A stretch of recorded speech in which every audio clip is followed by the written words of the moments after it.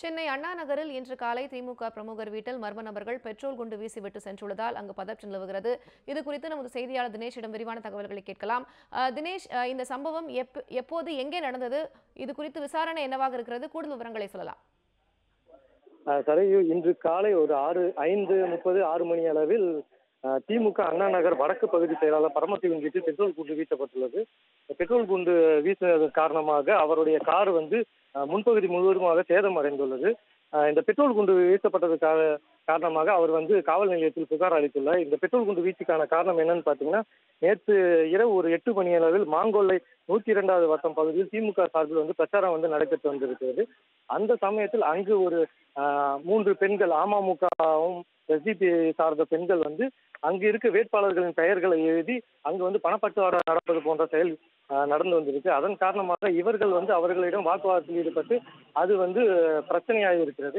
இந்த பிரச்சனையின் காரணமாக இரு தரப்புமே காவல் நிலையத்தில் புகார் அளித்துள்ளார். இந்த மாதிரி அவர்கள் திமுக தரப்பில் அமமுகவை தாக்கியதாகவும், அமமுக தரப்பில் திமுக எங்களை தாக்கியதாகவும் காவல் நிலையத்தில் புகார் அளித்துள்ளனர். இந்த இந்த புகார் அளிக்கப்பட்ட பிறகு இது சம்பந்தமாக காவல் நிலையம் விசாரித்து வந்திருந்தனர்.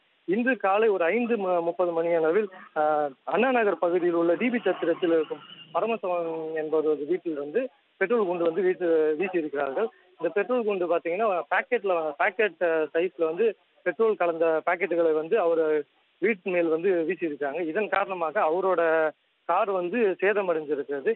இது குறித்து இன்று காலை காவல் நிலையத்தில் பரமசிவன் புகார் அளித்துள்ளார்.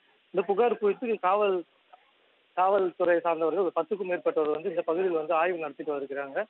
இங்க இருக்கிற சிசிடிவி கேமராக்கள் உதவியோட அங்க யார் இந்த பெட்ரோல் குண்டெல்லாம் வீசி இருக்காங்க அப்படின்றது காவல்துறையினர் விசாரித்து வருகிறாங்க.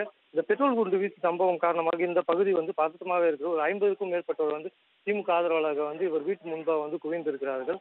இதன் காரணமாக இந்த பகுதி முழுவதும் கொஞ்சம் சற்று பதட்டமாகவே காணப்படுகிறது. தராயு,